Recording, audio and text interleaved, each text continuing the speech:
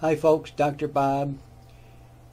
The question I get the most often is about spirulina and chlorella and whether or not they have vitamin B12 in them. Spirulina is a cyanobacteria, and they claim that spirulina has an analog of B12 in it. They mean it's not real B12 that can be absorbed into the body. However, chlorella definitely has B12. Now there's two types of B12 that you're going to find out on the market. There's actually three, but let's just name two of them for now. There's cyanocobalamin and methylcobalamin. And then there's another one, but it's very expensive and it's not any better than methylcobalamin. Cyanocobalamin is artificial, and at the heart of it is a cyanide molecule. So they take cyanide, which is a poison, and they build a molecule around that. And that's very cheap, it's artificial, and now you break off this cyanide molecule and you have to get rid of the cyanide. Cyanide is an extreme poison. It's how you kill people. And then there's methylcobalamin, which is what we make naturally, but that's very, very expensive. In all honesty, what you should take is all the B vitamins at the same time, since they work together synergistically. But if you just want to give yourself an extra boost of vitamin B12, chlorella is a good way to get it, and another one is by taking two things: cobalt, a mineral, and a probiotic. For many years now, I've heard about people getting these vitamin B12 shots.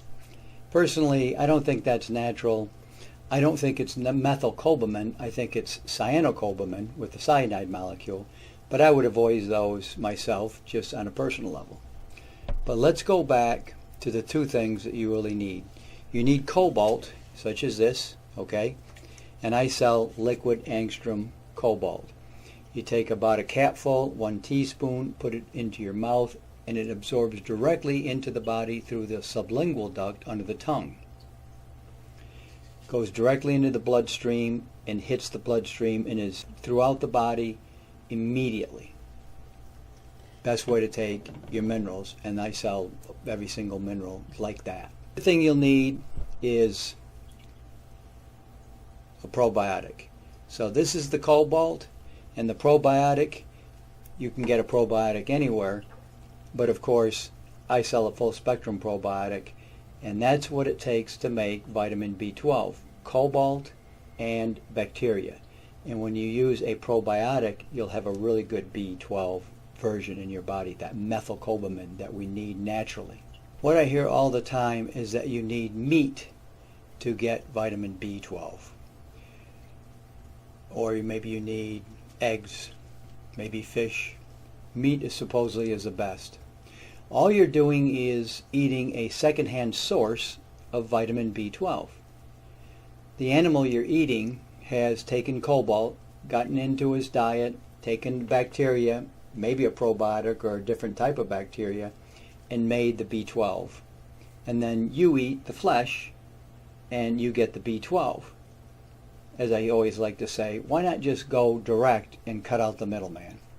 So I take cobalt like this. This is my little 2-ounce cobalt, and I take probiotics. Very important that you take probiotics every single day. I take probiotics with every single meal that I eat. I never miss one. And that's usually Acidophilus bifidus, but there's really a whole long list of probiotics that are great for the body. But you need that bacteria. Saccharomyces boulardii is a probiotic, but it's a yeast. That wouldn't work. You got to have the bacteria. And this is how I get my B12. And I've measured it, and you can see right here that my B12 is off the charts. My B6 is also off the charts.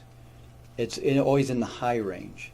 Now, I'm a vegan, so I don't eat meat, fish, eggs, or dairy. Where am I getting my B12? Well, I get it from chlorella, maybe from spirulina, little controversy there, And of course, I always take cobalt, and I always take probiotics. That's how you get this incredibly important nutrient in your diet on a regular basis. Methylcobalamin, not cyanocobalamin, avoid that one. Methylcobalamin, which gives you all this energy and does, keeps you from going blind and makes sure you're not too dizzy or anything like that. Very important and very easy to get, an all natural way. Dr. Bob, I'll see you next time.